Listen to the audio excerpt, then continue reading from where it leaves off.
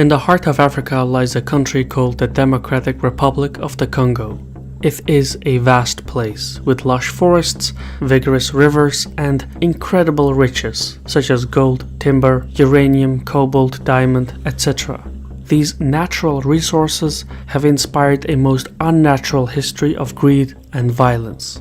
For over a century, the Congo has been haunted by the memories of its past. While other African countries have come to terms with the history of exploitation and colonization, the Congo continues to relive the unshakable legacy of one man, King Leopold II of Belgium, whose ventures cost the lives of some 10 million. I'm your host Shirvan and welcome to Caspian Report. Sometimes our videos get blocked because they are deemed hazardous. You can bypass such national firewalls by using NordVPN, which has over 5,000 servers worldwide and applies a no-logs policy. Just go to nordvpn.com/CaspianReport to get 70% off the 3-year plan and use the code CaspianReport to get an extra month free. For centuries, the Congo River Basin served as a borderline separating the regional African powers of Congo, Luba, Lunda, Anziku, and Misri. These indigenous powerhouses acted as patrons to smaller client states, and they frequently traded slaves, spices, and other goods with Arab merchants and Portuguese explorers. It was a balance of power that was ripe for exploitation.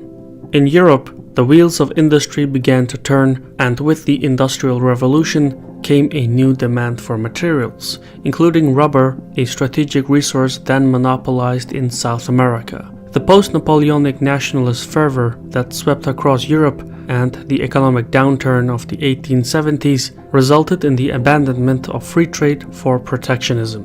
The great powers of Europe turned to Africa as a means of balancing their trade deficits. At around the same time, developments in medicine overcame the tropical diseases that had previously closed off Central Africa. Armed with new antidotes, weapons, and insatiable hunger, European explorers rushed to claim the interior of the Congo for king and country.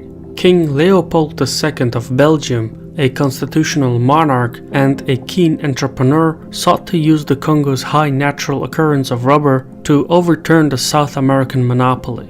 In 1876, the Belgian king launched the International African Association, a rubber and ivory export business operating under the disguise of humanitarianism. At the Berlin Conference of 1885, Leopold was awarded the Congo on the condition that the resources be open to international exploitation. The entirety of the Congo, which was 75 times the size of Belgium, became a private possession of the Belgian king and was dubbed the Congo Free State. The territory, however, was anything but free. Leopold's ownership accelerated the process of organizing the trading outposts of the Congo into a corporate state with a private military. Initially formed with officers from the Belgian army, the Force Publique filled its ranks by recruiting African mercenaries as well as by abducting people from nearby villages or by purchasing slaves. The largest provider of slaves was the Sultanate of Zanzibar. Since the arrival of Arab slavers 3 centuries earlier, the Zanzibar Sultanate had expanded its influence throughout the Congo with a series of satellite states. At the time of the scramble for Africa, Zanzibar had established significant commercial interests in the eastern Congo. For the Free State, however, Zanzibar was a threat. It didn't take long for the rivalry to turn violent. In 1892, hostilities broke out between Leopold's mercenaries and the Zanzibari Arab slavers, with the former masking the conflict as a humanitarian endeavor to end the slave trade. 2 years into the fighting, the Congo-Arab War resulted in the deaths of tens of thousands of Congolese and the permanent expulsion of Zanzibari influence from the contested area. Having secured its borders, the Free State was organized for maximum profit. Company officials created a central crown territory bordered by many smaller districts, each sold to a foreign private export company, such as the Anglo-Belgian India Rubber Company. To meet the demand of European shareholders, the companies utilized all means available to them, however cruel or inhumane. International buyers such as Dunlop Rubber and Goodyear Tire became indifferent customers of an increasingly ruthless corporate machine. The central government in Boma randomly set rubber quotas for each district, often without taking into account the available workforce or natural yield of the area. Meanwhile, villages were forced to provide workers to the companies as a form of taxation, with a refusal to do so resulting in the village's destruction as well as the mutilation of the residents. Dismembered limbs, bodies, and heads were used as public displays to terrorize the locals into submission. Another routine method to encourage labor was to abduct family members and force the workers to repurchase their loved ones with rubber above the set quotas. In some cases, even where the quotas were met, workers would find that their families had been murdered regardless, while those more fortunate were shipped to Belgium to populate one of Leopold's human zoos.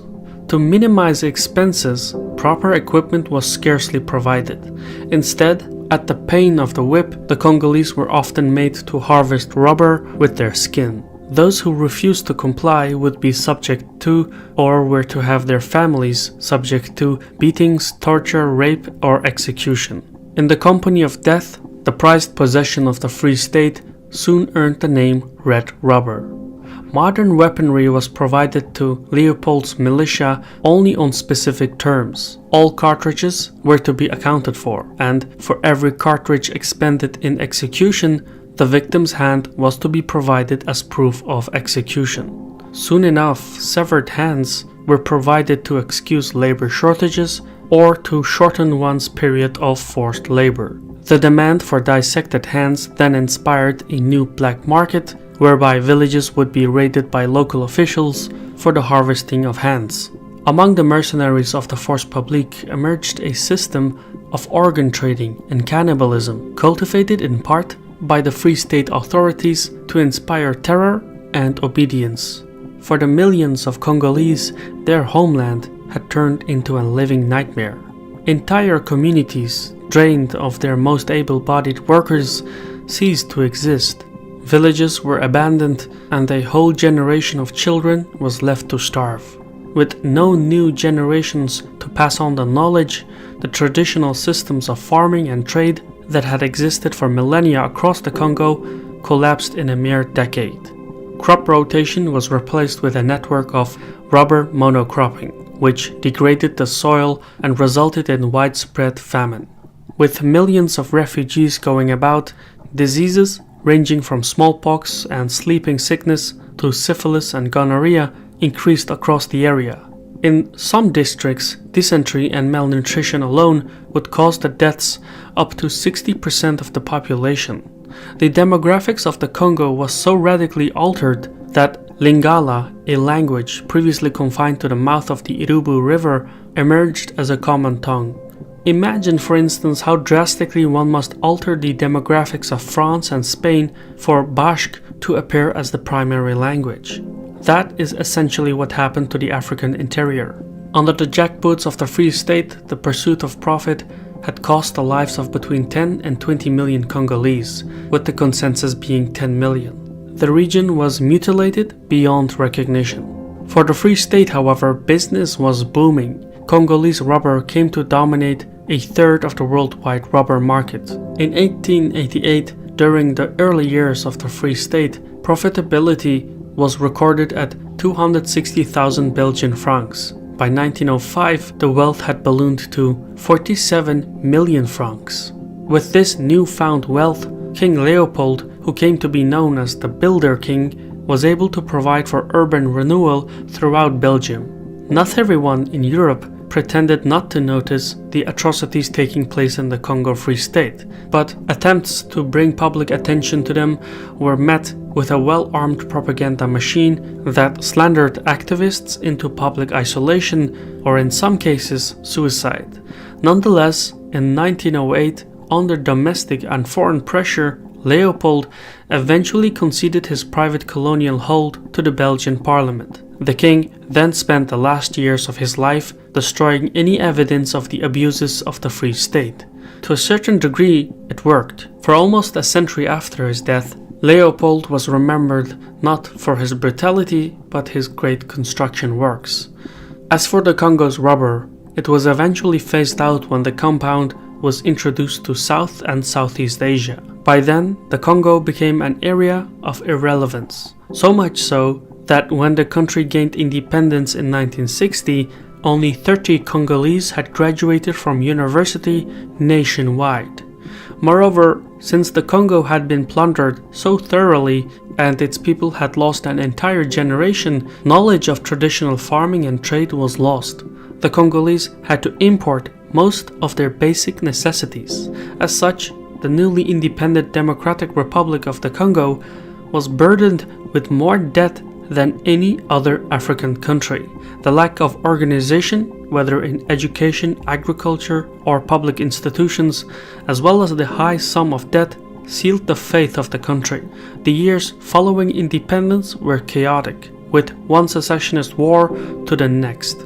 Eventually, in the 1990s, the country returned to its familiar pattern when warlords regained power amidst a series of regional conflicts. What was once red rubber became blood diamonds, and conflict minerals such as timber and cobalt. In a cruel twist of fate, the wealth of natural resources has never allowed the Congo to escape the horror of its nightmare. I've been your host Shirvan from Caspian Report. Special thanks to Alexander Purton for helping me with this report. If you want to gain access to some interesting perks like early access, PDF files, or simply support us, just visit patreon.com/CaspianReport. Thank you for watching, and Sahol.